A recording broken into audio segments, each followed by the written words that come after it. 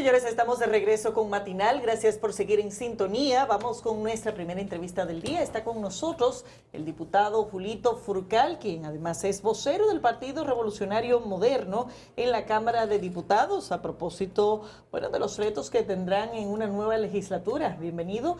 Y por demás también el reto de conocer la solicitud de extensión por 45 días más del estado de emergencia, lo cual parece que no va a ser tan sencillo. Un placer tenerle con nosotros. El placer es mío, muy contento de estar nueva vez con ustedes. Tito, ¿cómo está?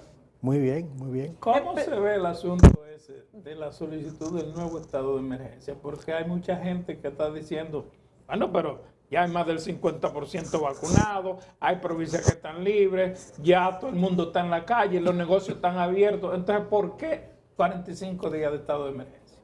Mira, yo pienso que el gobierno dominicano ha manejado con mucha exactitud lo referido al tema del manejo de la pandemia. Es una situación que, como ustedes saben, tiene altas y bajas. Baja el nivel de letalidad, surge un rebrote y es necesario entonces que podamos llevar este tema con mucha cautela, con mucha precaución hasta lograr superar la situación.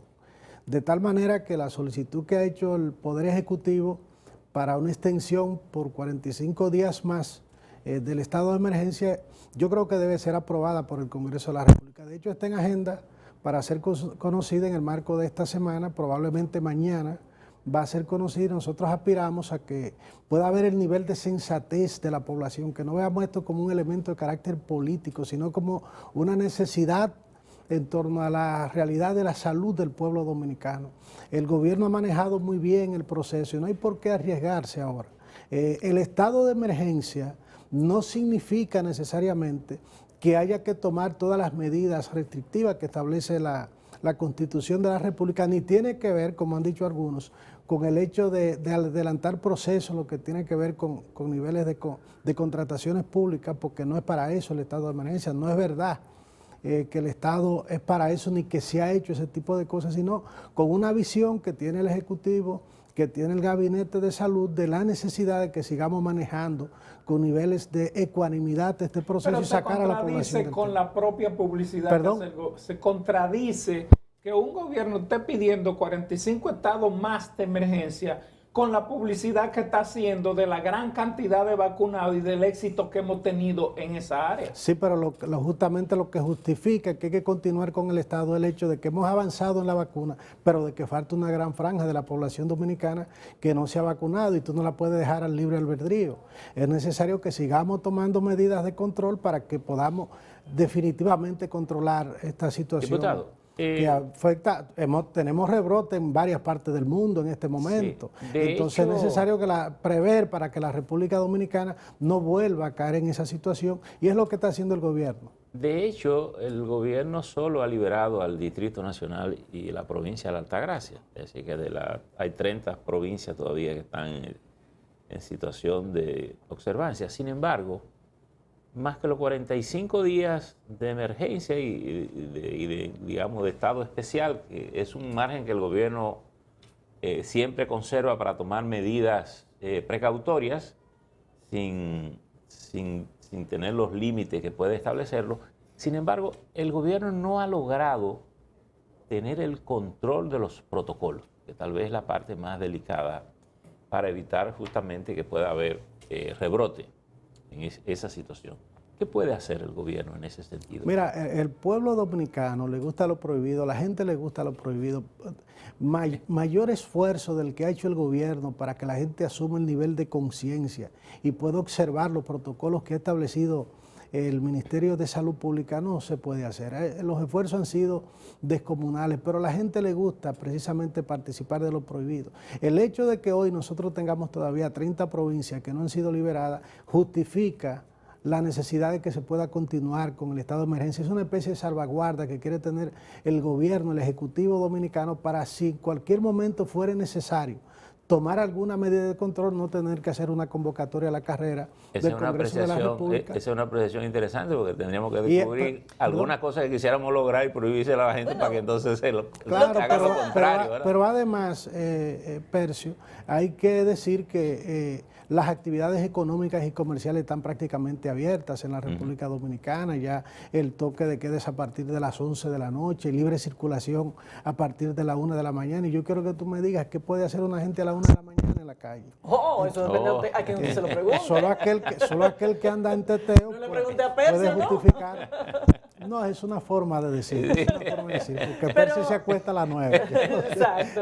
Pero hay un tema, y bueno, y el PRM tiene que cargar con el peso de sus argumentos en el pasado, y es que fue bastante crítico previo a las elecciones respecto al mantenimiento del estado de emergencia, en ese momento en un Congreso controlado por el Partido de la Liberación Dominicana, y ha traído el contraste de lo ríspido que era el discurso en ese momento y lo flexible que el PRM espera que las demás fuerzas políticas sean ahora. Aquel momento dista mucho del que estamos viviendo ahora. En aquella ocasión estábamos en medio de un proceso electoral y precisamente el gobierno de entonces intentó utilizar políticamente el tema del manejo del estado de emergencia, precisamente para hacer campaña con ellos, tener la oposición encerrada y ellos estar en la calle. Mientras estaba en el estado de emergencia, el gobierno estaba en la calle. ¿Pero era o no era necesario en ese momento?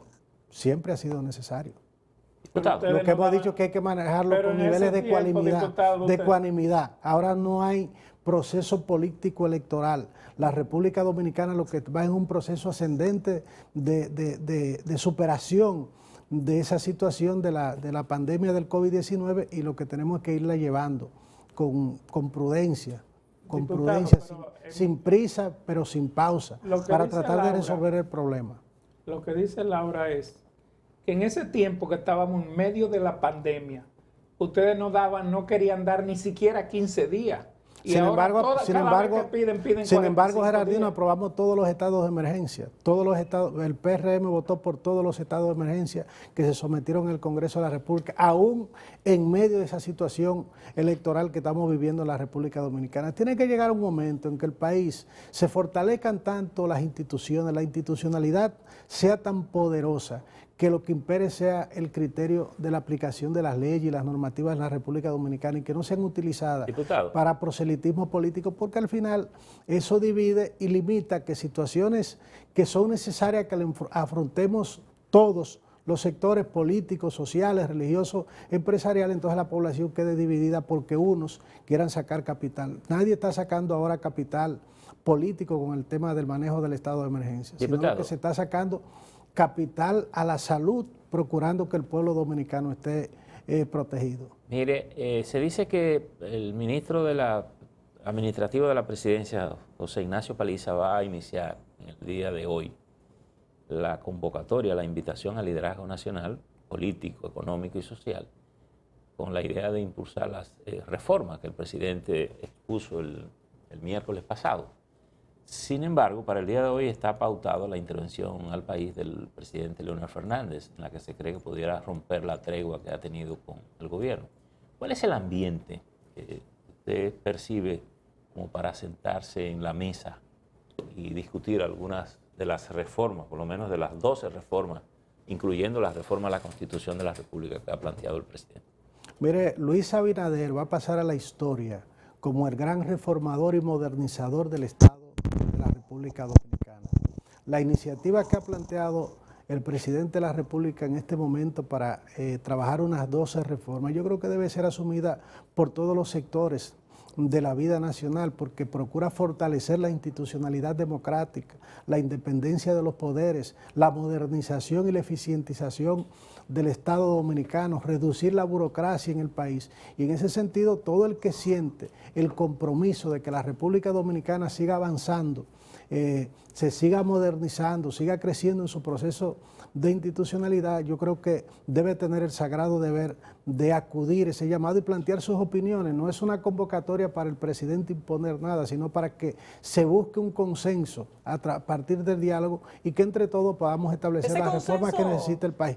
Tanto las que, tanto las que ha planteado el presidente de la República, que han sido 12, como cualquier otra iniciativa que los partidos o las instituciones de la sociedad puedan plantear para que se coloquen en la mesa del diálogo. Ese consenso, sin embargo, no se materializó con el tema del Código Penal, que por demás no fue aprobado en el Senado, luego de que en la Cámara de Diputados tuviera muchas presiones externas, sobre todo de la Iglesia Católica, pero donde también se colaron en ese Código Penal una serie de pifias que realmente son incomprensibles.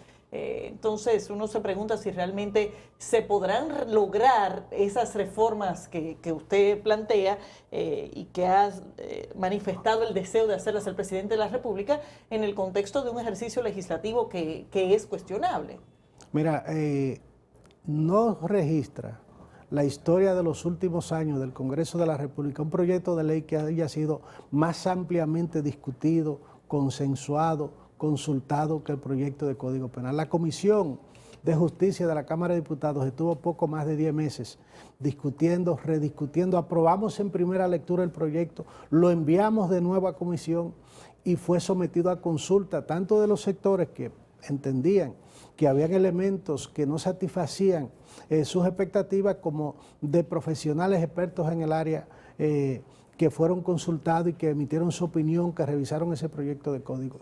Lógicamente, no logramos en la Cámara de Diputados la ley perfecta, pero sí se trabajó con la posible, se pasaron algunos elementos. Yo quiero decir que se discutieron en el fervor del hemiciclo, que no estaban contenidos en el informe oficial que rindió la comisión y de alguna manera se colaron algunos elementos. Pero se trata ahora de que ha sido reintroducido tanto en el Senado como en la propia Cámara de Diputados. La Cámara tiene ahora mismo 4 iniciativas sometidas porque quienes son depositarios de algunos elementos que no fueron articulados en la aprobación que hizo la Cámara han vuelto sobre el tema. Otros legisladores han planteado el código tal cual lo aprobó la Cámara de Diputados, el Senado lo está discutiendo y nosotros aspiramos a que en esta legislatura podamos encontrar una salida, porque lo que sí hay consenso en la República Dominicana es de que necesitamos un código penal que supere ese viejo código